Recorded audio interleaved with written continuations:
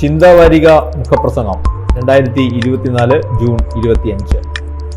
അഴിമതിയിൽ റെക്കോർഡിട്ട് നീറ്റ് പരീക്ഷ.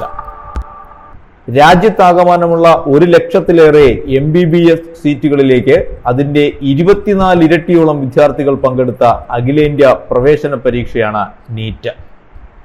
ഈ വർഷത്തെ നീറ്റ് പരീക്ഷയിൽ ഗുരുതരമായ ക്രമക്കേടുകളും അഴിമതിയും നടന്നുവെന്ന ആരോപണമാണ് പൊതുസമൂഹം ചർച്ച ചെയ്തുകൊണ്ടിരിക്കുന്നത്. അർഹതയുള്ളവർ, അതായത് സമർത്ഥരായ വിദ്യാർത്ഥികൾ പിന്തള്ളപ്പെടുകയും അനർഹർ ആദ്യ റാങ്കുകളിലേക്ക് കടന്നുകൂടുകയും ചെയ്തിരിക്കുന്നുവെന്ന ഗുരുതരമായ ആരോപണമാണ് കേന്ദ്ര സർക്കാരിനും പരീക്ഷാ നടത്തിപ്പിന്റെ ചുമതലക്കാരായ നാഷണൽ ടെസ്റ്റിംഗ് ഏജൻസി അഥവാ NTA-ക്കുമെതിരെ ഉയർന്നിരിക്കുന്നത്.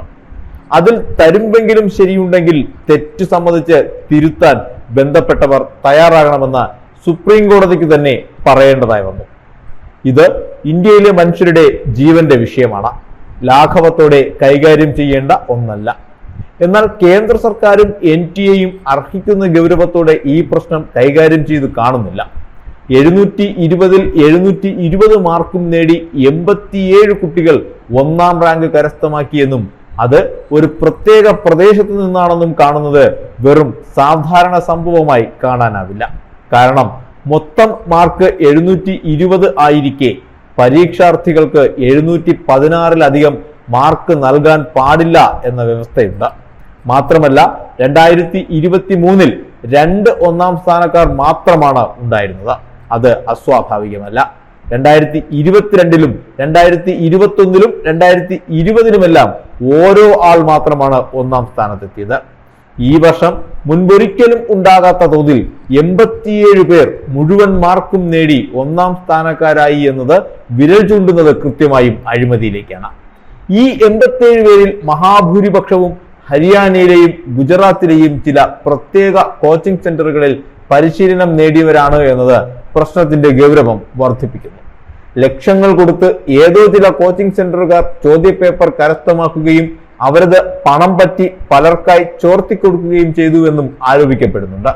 അതുകൊണ്ട് തന്നെ ഈ പരീക്ഷ മൊത്തം റദ്ദു ചെയ്ത് പുതിയ പരീക്ഷ നടത്തേണ്ടതാണ്. മാത്രമല്ല ഈ അഴിമതിക്കും ക്രമക്കേടിനും പിന്നിൽ പ്രവർത്തിച്ചവരെയാകെ നിയമത്തിന് മുന്നിൽ കൊണ്ടുവരികയും വേണം. അതിനായി സമഗ്രമായ അന്വേഷണം ആവശ്യമാണ്. കേന്ദ്ര സർക്കാർ അതിന് തയ്യാറാകാത്ത സാഹചര്യത്തിലാണ് SFI അതിനായി സുപ്രീം കോടതിയെ സമീപിച്ചിരിക്കുന്നത്. ഒപ്പം പ്രക്ഷോഭത്തിന്റെ പാതയിലൂടെ നീങ്ങുകയാണ് SFI. BJP ഭരണത്തിൽ ഇത്തരം സംഭവങ്ങൾ ഇതാദ്യമല്ല എന്നാണ് കാണേണ്ടത്. മധ്യപ്രദേശിൽ മെഡിക്കൽ എൻട്രൻസുമായും സർക്കാർ സർവീസിലേക്കുമുള്ള റിക്രൂട്ട്മെന്റുമായും ബന്ധപ്പെട്ട് നടത്തിയ പൊതുപരീക്ഷകളിലാകെ ക്രമക്കേടുകൾ കണ്ടെത്തിയതാണ്. വർഷങ്ങളോളം BJP ഭരണത്തിൽ തുടർന്നിരുന്ന വ്യാപം അഴിമതി ഒരു നടപടിയും കൂടാതെ മൂടിവെക്കുകയാണുണ്ടായത്. RSS ഉന്നതരിലേക്കും അന്ന് മുഖ്യമന്ത്രിയായിരുന്ന ശിവരാജ് സിംഗ് ചൗഹാനിലേക്കും അദ്ദേഹത്തിന്റെ ഭാര്യ ഉൾപ്പെടെയുള്ള കുടുംബാംഗങ്ങളിലേക്കും വരെ ഈ അഴിമതിയുടെ ശൃംഖല വ്യാപിച്ചതായി കണ്ടതാണ്. ഈ കേസ് അന്വേഷിച്ച പോലീസ് ഉദ്യോഗസ്ഥരും തെളിവ് കൊടുത്തവരും പരാതിക്കാരും ഉൾപ്പെടെ 50ഓളം പേർ ദുരൂഹ സാഹചര്യത്തിൽ മരണപ്പെട്ടതും വ്യാപം അഴിമതിയുടെ വ്യാപ്തിയും ഗൗരവവും വർദ്ധിപ്പിക്കുന്നു. അതുകൊണ്ട് നീറ്റിൽ നടന്ന അത്ര നീറ്റല്ലാത്ത കാര്യങ്ങളെക്കുറിച്ച് നിഷ്പക്ഷമായ ഒരു അന്വേഷണം നടത്തണമെന്ന ആവശ്യം ശക്തമായി ഉയർന്നു വരണം. ഏറ്റവും ഒടുവിലായി കേട്ട വാർത്ത UGC നെറ്റ് പരീക്ഷയിലെ ക്രമക്കേടുകളെ തുടർന്ന് അതാകെ റദ്ദു ചെയ്തതായാണ്. BJP വാഴ്ചയിൽ ഈ രംഗത്ത് നടക്കുന്ന വ്യാപകമായ അഴിമതിയിലേക്കാണ് ഇതും വിരൽ ചൂണ്ടുന്നത്.